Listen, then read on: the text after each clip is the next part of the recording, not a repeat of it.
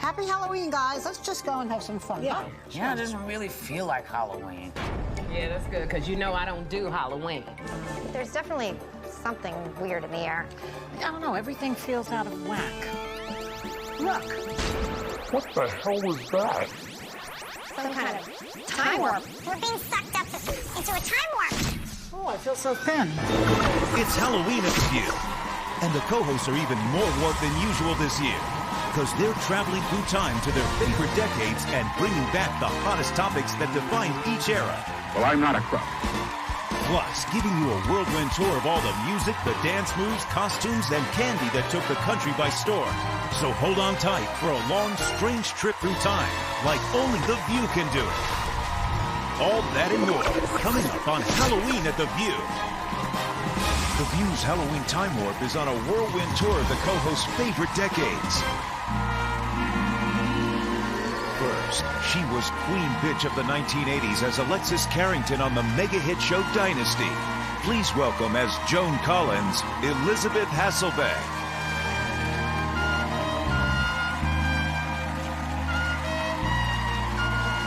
She was the androgynous angel of 1970s music who had everyone pulling up to the bumper and getting down on the dance floor. Please welcome as Grace Jones, Sherry Shepherd.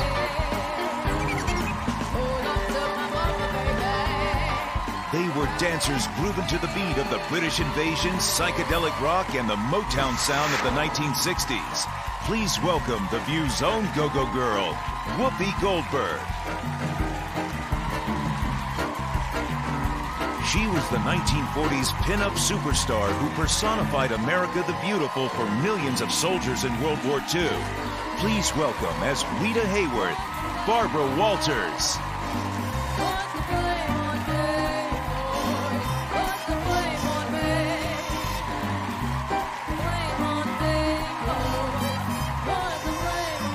She was the red-haired heroine of the 1930s comic strip that put a smile on the face of millions caught in the Great Depression.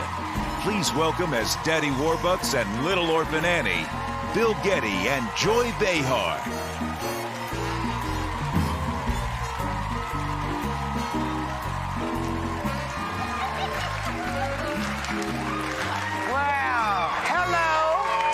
Welcome to Halloween at the View. We've each traveled back to our favorite decades, and the great Ben Stein is helping us take you through the hottest topics of the time.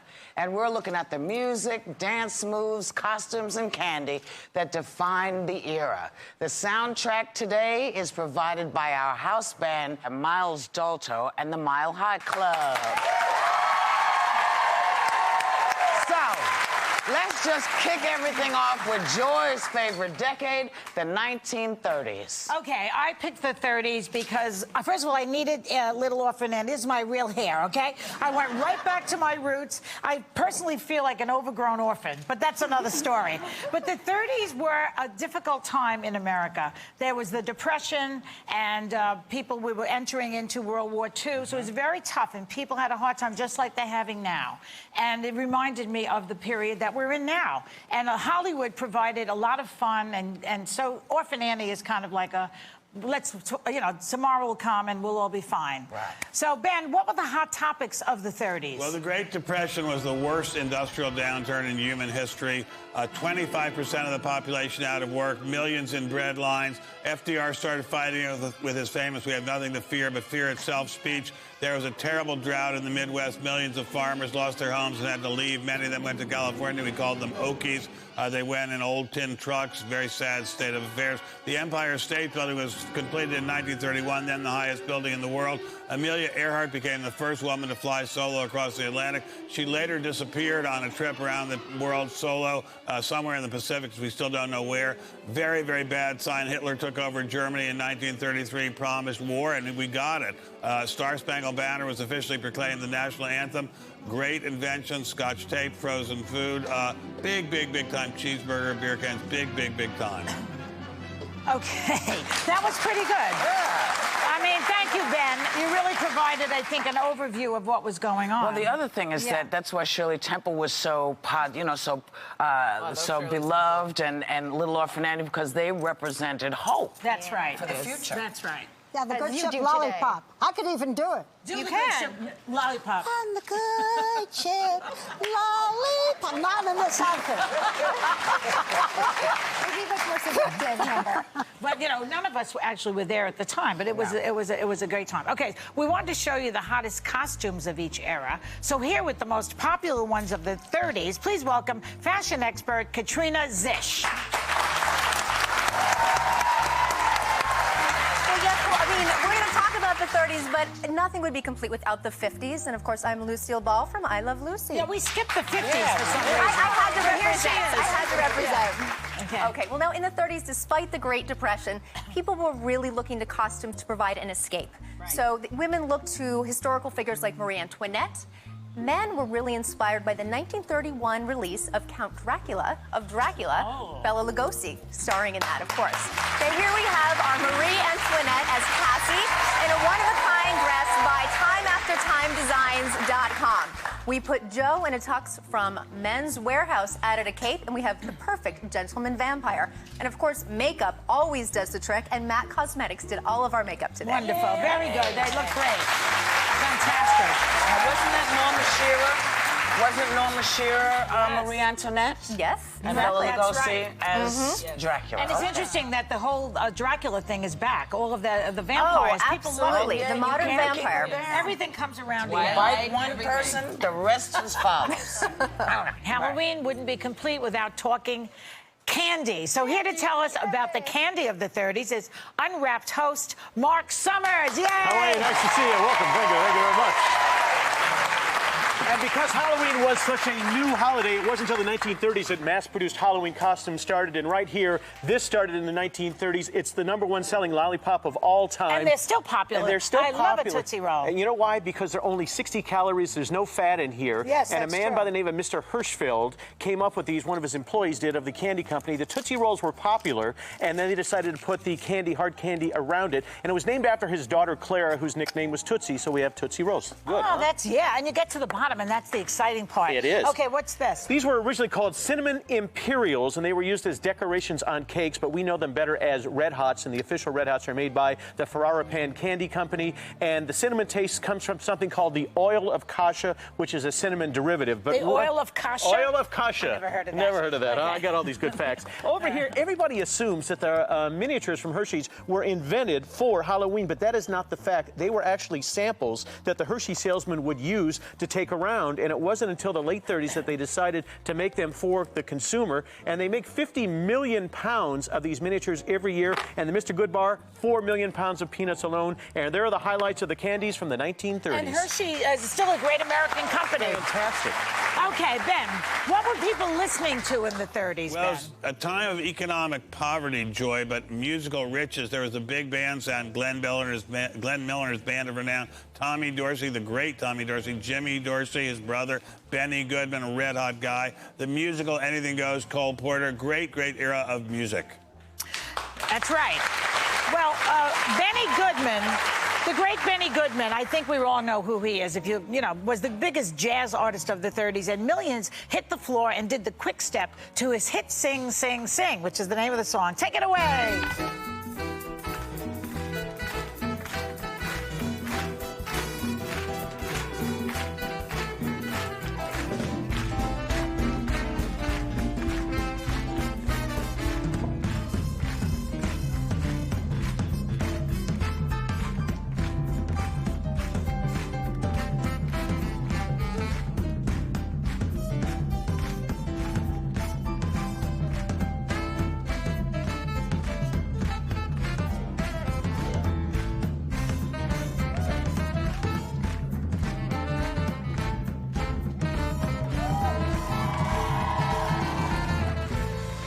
Okay.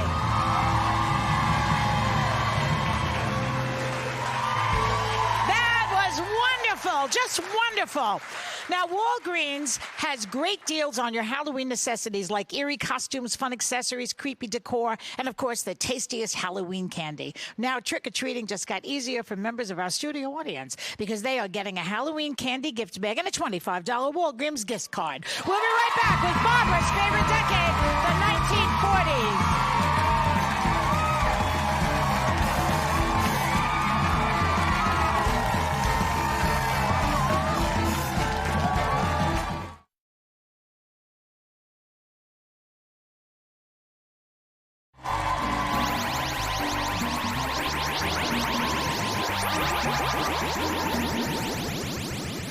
Put the blame on Maine. One night she started to shim and shake. That brought on the Frisco quake, so you can... Okay, so that preceded me, but it gives you the hint of what we're going to do. I picked Rita Hayworth, and I'll tell you why. By the way, Joy, this is my real hair, and too. it's stunning. I know, it's me. Gorgeous, Barbara. Okay, Gorgeous. so in honor of my favorite era, which was the 1940s and the mid-1940s, and that was from the 1946 movie, Rita Hayworth made a star of herself in this movie, where she performed the classic Put the Blame on Maine. Oh, sorry. I'm a sort of mature Rita Hayworth, but I'm trying. Okay. The reason that it's my favorite is that World War II ended in 1945. Gilda came out in 46. It was a happy time of peace and prosperity in America. Our soldiers, our servicemen were back in the States. Women were leaving the workforce to stay home. Dr. Spock had just written his, his book about how to bring up your children. And since Hayworth was the glamour girl of the era, a lot of people began to dress like this, sometimes even in furs, which I wouldn't wear today.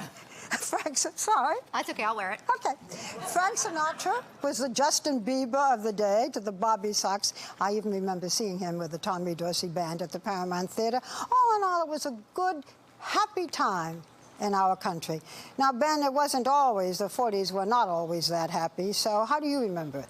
Well, I don't remember it, but I can tell you that before the end of the war, there was the war, World War II, the most destructive conflict in human history, began for the United States with Japan bombing Pearl Harbor. We had the Holocaust against Europe's Jews, mass murder of millions. It was a bitter, hard-fought war in Europe and in the Pacific. We had many, many, many casualties. It had the invasion of Normandy in June 6, 1944, which spelled the end for Hitler's Germany. Women entered the workforce in massive numbers and were vital to winning the war. Soldiers fought bravely all over the world. The war ended with the bombing of Hiroshima and Nagasaki in late 1945 by the United States.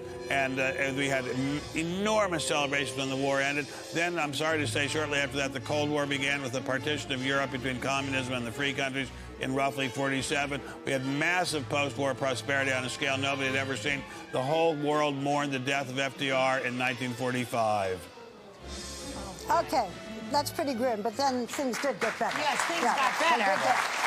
It began a period of time in our country. Yeah, every decade has good and bad. That's true. But it's interesting, Barbara, that a lot of the women went to work, and then when the men came back from the war, they took back their jobs. They stayed home, yeah, and they stayed home until the 60s when Betty Friedan wrote a book, The Feminine Mystique, then they all wanted to get back to work. There's one more, and there's a serious reason, too, that I chose Rita Hayworth. In 1980, she was diagnosed with Alzheimer's disease, and she was the first star to go public about it, which raised much-needed awareness about the disease. But now on to happier things. Another good thing that happened in the mid-1940s were nylons. Nylons replaced silk stocking. Oh, that's so right. that was a very big... Can I show nylons? Thank Yeah, goodness. nylon. Yeah, we didn't have nylons Look at like those that. legs, Barbara. May I add, if anyone wears nylons well, it's you. And the legs are the last to go. So what were they wearing at that time? Okay, well, the hot costumes at that time, women were really looking for levity. As you said, it was a celebration, so the classic Pierrot clown costume was very popular. Westerns were dominating movie theaters, so Roy Rogers was very popular with men. Here we have our version of the Pierrot. She has a hat from buycostumes.com, white basics from zappos.com. We added a kid's tutu around her neck to add the ruffle and added some pom-poms.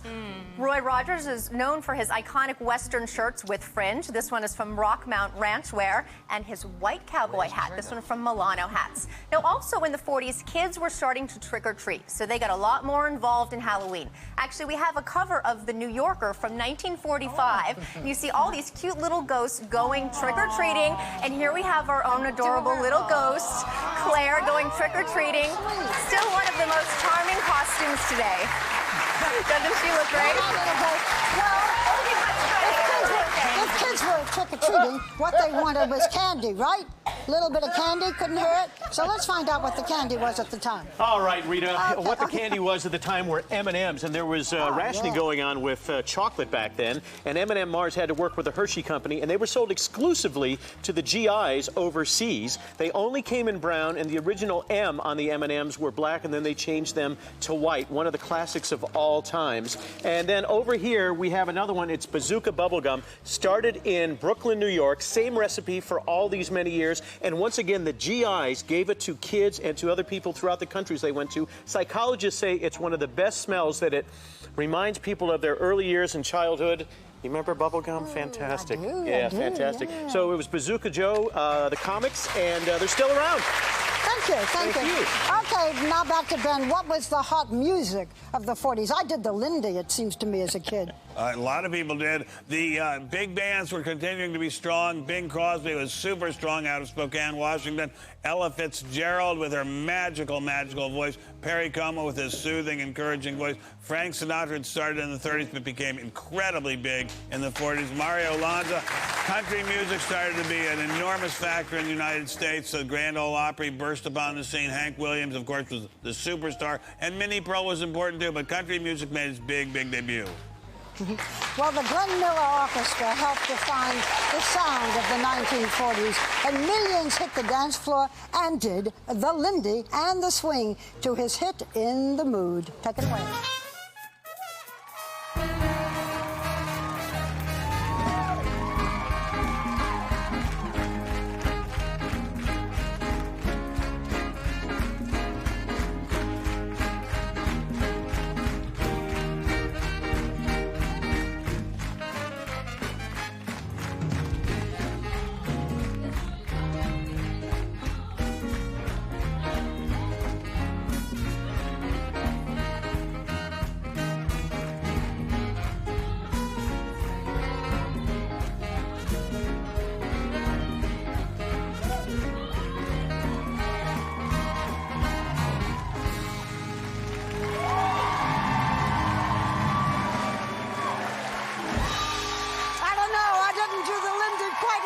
You were wonderful. We'll be right back with Whoopi's favorite decade, the 1960s.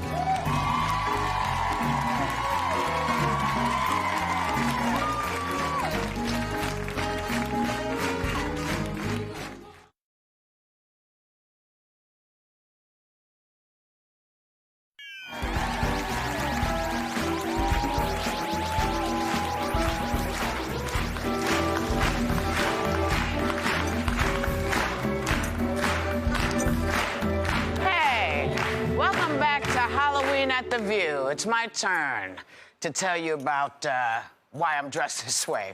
I am dressed as a go-go girl in honor of my favorite decade, the 1960s, which I chose because it's a decade I remember the best. But the other reason I chose it is because for a lot of people my age, it was a time of great possibility. Anything could happen, and our president had told us so. John Kennedy was the president when I was a kid. And Ben, what were the hot topics of the 60s? Well, not always happy ones. The war in Vietnam was escalating rapidly. U.S. participation was leading to a lot of casualties. There were dramatic, enormous anti-war rallies all over the United States. The civil rights era began in earnest with demonstrations at lunch counters in North Carolina, spread all over the United States. The Southern mayors and governors fought back bitterly. There was the terrible Marilyn Monroe suicide in 1962, the Cuban Missile Crisis, in which many of us thought the world was going to come to an end through a nuclear war. John F. Kennedy was horrifyingly assassinated on 11/22/63. Martin Luther King, just before that, had given perhaps the greatest speech in American history, his I Have a Dream speech. By an incredible, historic tragedy, he was assassinated in 1968. Robert F. Kennedy was also assassinated in 1968. The Civil Rights Act was passed, which revolutionized life for everybody in the United States and gave new possibilities to African Americans and everyone who wasn't white. The man on the moon in 1969, something nobody thought could possibly happen. The birth control pill was approved by the FDA. We had Valium, silicone breast implants, great thing. Amazing, turbulent time. Quite true. I got Trina, honey. What were the hot... What? Say what, baby? No, I was going to say, there's never any good news in any of these decades. Costumes are good news. Well, they start out rough because anytime, you know, you start growing up and thinking you want things to change, folks get up and they get through it. And look, folks would have never changed the way things were had one woman decided not to get into the back of the bus. One person can make a difference. It's a great thing. It gives you the feeling that we're in a rough spot now and we're all going to come through it.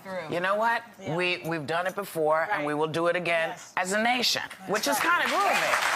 But honey, let's talk about costumes. I'm going into my thing. So, yeah. What were the great Halloween costumes in the 60s? They got nervous. They thought it was real. What were the great ones of the 1960s? Okay, well, in the 1960s, one of the most popular family pastimes was watching television. Everybody loved Barbara Eden, I Dream of Jeannie. And, of course, for men, all things inspired by the Man on the Moon, NASA, robots, Lost in Space Age. Yeah. Here we go. Space Odyssey, here we go. Now, of course, on Sarah, we have an I Dream of Jeannie costume from Spirit Halloween, and her hair is done by the We Dad Salon in New York City, as is everyone else's. But the robot who's waving to you, that's Brant. Now, he made this costume by himself out of boxes, dryer hose, and a little bit of paint. Now, of course, people were making their own costumes, but the store-bought plastic mask costume for kids was huge. Now, we found this Raggedy Ann costume on Claire on eBay. So you can still get the authentic vintage costumes. They still exist today on eBay. This is actually from the mid-60s. We found it on eBay from a seller called Grumpy Old Men in Pennsylvania. Quite nice. Thanks, baby. Absolutely. Hey, Mark, what was the candy that was big in the 60s?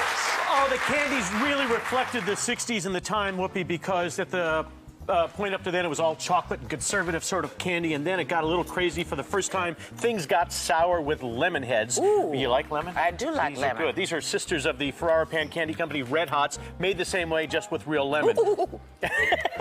Now, do you remember Pixie Sticks, or do you remember Lick-O-Maid? Yeah, Those man. were, you remember those? Get those all over and get real sticky? But what they did is they compressed those into tablets and turned them into sweethearts. They're sweet and they're tarts, and all combined into one there. Oh, my God, I remember that. And finally, named after a fictitious flavor, Razzleberry. These are Razzles. First they're candy, then they're gum. Little Razzles are so much fun, and if you try one of those, first they're... they're chewy, too. They're chewy, and those are the three highlights of the 1960s. Thank you. So, Ben, honey, what kind of music were we listening to in the 60s? The 60s were an astonishingly wonderful decade of music. The British Invasion, the Beatles, the Rolling Stones, absolutely the best rock and roll band in history. Elvis Presley still going strong. Motown with the Supremes, the Temptations, many other great groups. Woodstock, 500,000 strong. They came to hear The Who, Jimi Hendrix, probably the greatest poet of all time, at least in my mind, Bob Dylan, burst on the scene. It was a great decade for music. Nice. Motown, the British Invasion, and the psychedelic rock had an entire generation moving to the music. Here's some of the hottest dances of the 60s to the Supremes hit, You Can't Hurry Love. Take it away.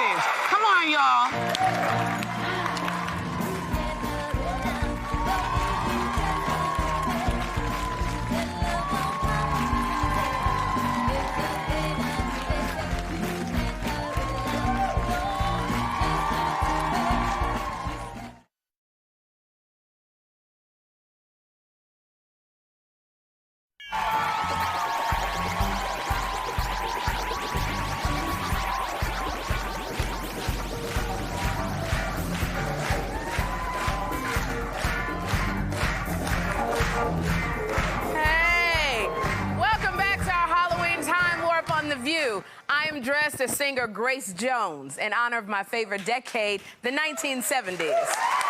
Her songs like On Your Knees and Do or Die were part of the soundtrack of the era of bell-bottoms, afros, blaxploitation classics like Shaft, Cleopatra Jones, Superfly, Foxy Brown, and the decade that gave birth to the summer blockbuster thanks to Jaws and Star Wars. And of course, the 200th birthday of the USA in 1976.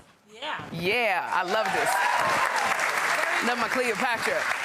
So, Ben, what were the hottest topics of the 1970s? Well, Watergate with the scandal involving Richard Nixon, which forced him from office, first president to ever resign from office. The Roe v. Wade legal decision, which made constitutional the right of women to have abortions. The oil shortages after the Yom Kippur War when the Arabs stopped shipping oil to the United States.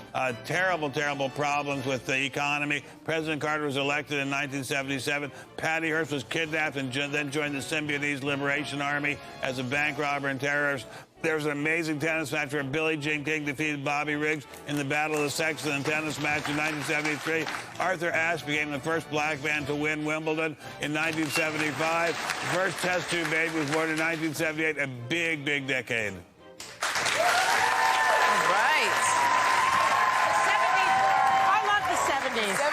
The 70s were good because they were sort of like came off of the 60s and then we really got into it in the 70s.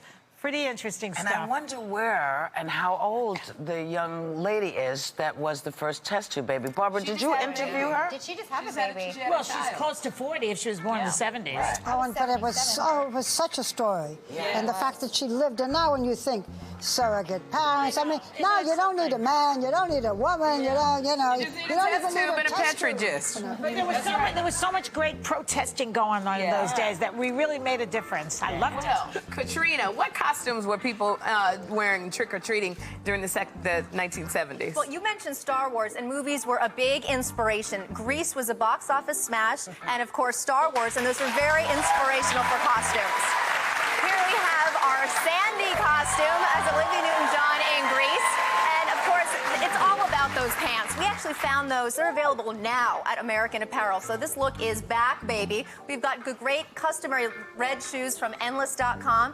And Nicolette looks adorable as a petite Princess Leia. And yes, that is her real hair. Really? Absolutely. Now, of course, another big costume inspired by the Watergate scandal in the early 70s led to one of the most popular masks of all time, the Richard Nixon mask. This one we found, again, it's available today. It's not vintage. This is from CostumeKingdom.com. And of course, we paired it with a classic suit from the era from Screaming Mimi's, a vintage store here in New York City. What candy was big in the 1970s? Well, it was a scary time in the 70s because disco was pretty scary. And then the first Halloween movie came out with Jamie Lee Curtis and Pop Rocks. Pop Rocks were gigantic. Why don't you try some of those? Because they made a crazy noise. They were 15 cents. They sold 500 million packs in just a short... Now, can you hear this? Crazy, right? I love that. The Twix started off in England. Put too many in there. Came to the United States, and people love them because they're cookies basically covered with caramel and sugar. And the other thing that people like about Twix bars is they feel like they're getting more for their money because there's actually 2 candy bars in one. So that's a big selling point there. And probably my favorite candy started in the 70s, and that's Jelly Bellies, the first gourmet jelly bean made famous by President Reagan, first sent to the governor's mansion, then to the White House, and then to Air Force One. These were the original colors. Now there's over 100 flavors. Takes about a week to make one jelly bean. Okay. And Ben, what music were we listening to in the 70s? Well, disco was red hot. Donna Summer, the Bee Gees, many other great bands. The Jackson 5 burst upon the scene like lead singer Michael Jackson. Rock music has really wonderful groups like Led Zeppelin, the Eagles. This was a very fertile time for music. All right, disco ruled the clubs in the 70s, and Gloria Gaynor's anthem, I Will Survive, had everyone hustling on the dance floor.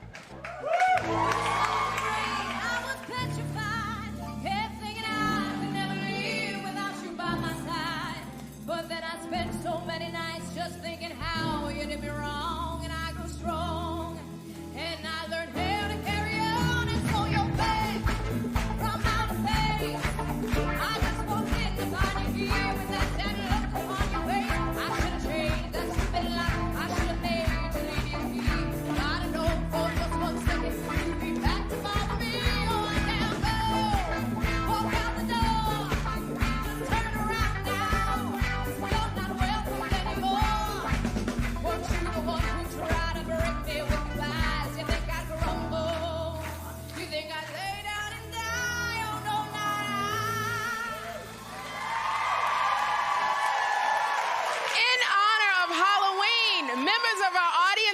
a DVD of the most terrifying movies of the 70s, The Exorcist. We'll be right back with Elizabeth's favorite decade, the 1980s.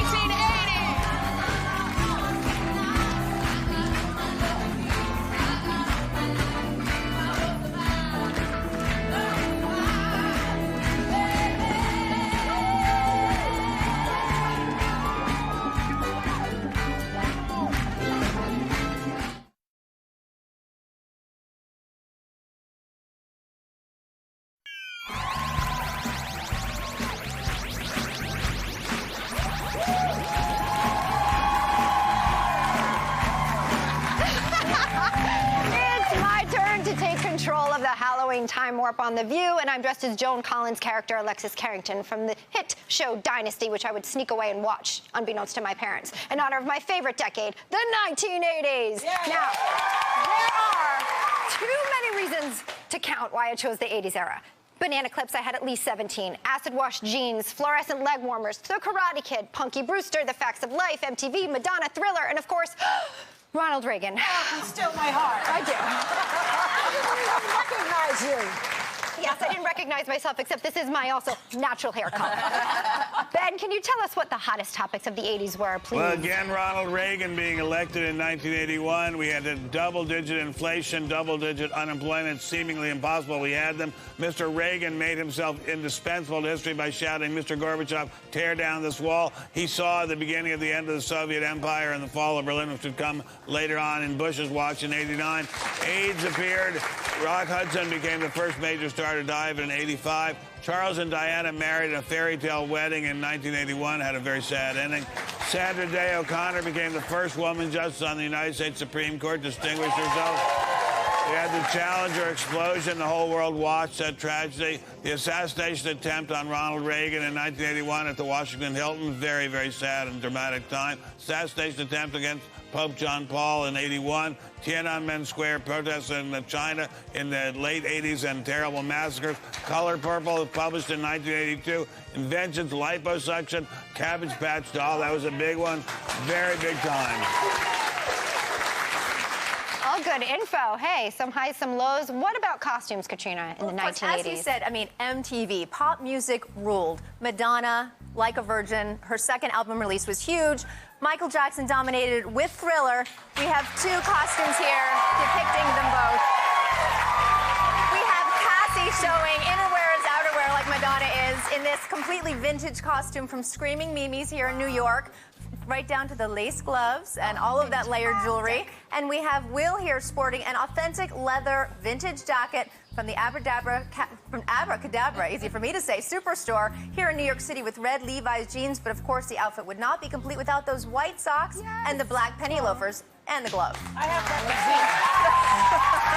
I do have to say, I love fashion, but I love the 80s because it was about pushing limits and individuality. Absolutely. And I love that about that time. And I also love the candy. Mark, talk to us about 80s candy. Well, what we about? found out about 80s candy was parents started to sneak in when the kids would go to bed, and actually 90% of the parents out there sneak into their kids' candy. Yes. And here's a candy that started because M&M's turned them down. There was a movie. Do you remember what it was that started? E.T., you're right. E.T. And M&M said, no, Steven Spielberg's last movie was a flop. This thing isn't going to fly. And needless to say, it did. It was gigantic. And it's what started. Yeah, those are fantastic. I'm so glad it did. Yes, Love that E.T. movie. Okay, now we're going to go over to gummy bears. They've been around forever, and they are so good. Almost half the gelatin made in the world goes into gummy candies. And, of course, during Halloween time, there's gummy spiders and gummy everything. And it takes about 48 hours to make a gummy, and those are fantastic. Is it true they stay in you for a long time? Yeah, that's the rumor, that they don't break down too easily. It's basically sugar and corn syrup and gelatin. And then Nerds. Nerds are sweet and sour at the same time. The best candy. I remember riding home on the bus and eating the Nerds one side then the other. That's and they right. were my favorite. 1985 Candy of the Year, and for a short time there was actually a Nerds cereal, but it did not last. And these are the three biggies of the 1980s. Parents got together and banned that all right. That's absolutely right. From sweets to sounds, Ben, what kind of music were we listening to in the 80s? Well, we had Michael Jackson continuing to be super red hot, and he's really indispensable. There's never going to be another one like Michael Jackson. We had Madonna, who is an enormous icon of popular culture. Rap music burst upon the scene. We had Run DMC, the Sugar Hill Gang, Lots of others. Rap music at this point pretty much dominates popular music. Bruce Springsteen, enormous star, started in the 70s. It was a good time. Rap, rock, pop, and the birth of MTV made for some totally rad dances, moves, and clubs across the country. Cranked up Madonna's hit Dress You Up, so take it away!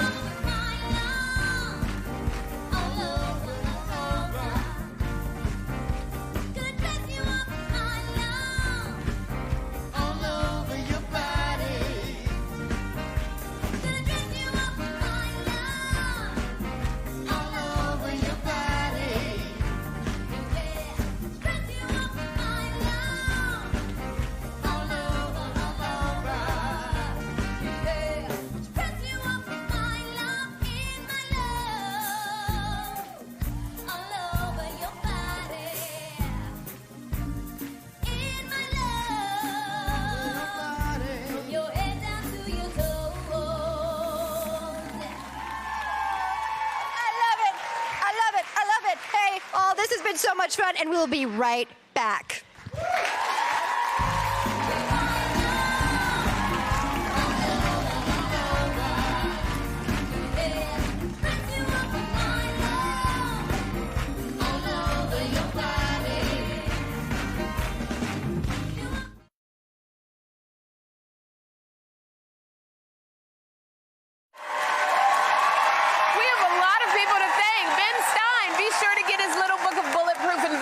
Unwrapped, host Mark Summers, Katrina Zish, Melanie LaPatin in Dance Time Square, our house band Miles Dalto and the Mile High Club, and of course our hair, makeup, and wardrobe team. Sandy. Hey, have a great day, happy Halloween, and take a little time to enjoy the view. So everybody, come on, let's do the time warp again.